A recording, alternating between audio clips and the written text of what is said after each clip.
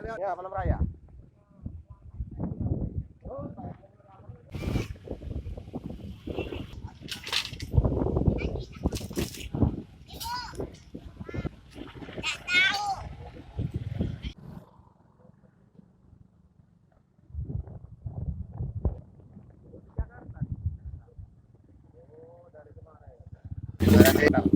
Sore lah jam 1 sampai sore. Jam 1-an kita. Jadi bergerak dia Pak. Sudah. Waktu itu Bapak di rumah. Sudah kami lah keluarga lo sudah. Lah keluarga lo. Keluarga dia sudah dia kerja biar keluarga. Jadi tiap hari itu selama 3 hari itu berbunyi terus, berderak terus. Berbunyi ya. Malam hari derak mulu bunyi. Malam sekitar jam berapa lah malam?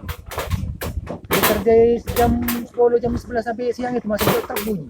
Nah, tadi dapat tidur kami Jadi pokok. jam 1 itu mulai laju. Mulai laju sore jam 1 sampai langsung Rina. Sampai kami ini malam ini tadi siang tadi.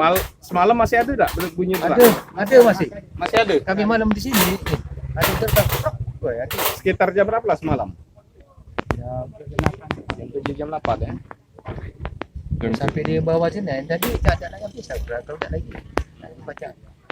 Pak, apa hasil tinjauan kita, Pak?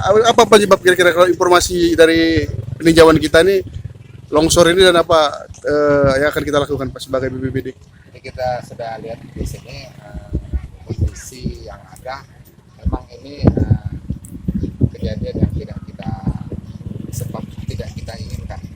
Longsor ini karena mungkin pengaruh dari cuaca yang panas ini, air yang sudah turun sehingga dampaknya bisa turun akibat daripada mungkin sudah labil tanah. Sebab itu kami ngelihat di sini untuk mengetahui secara langsung.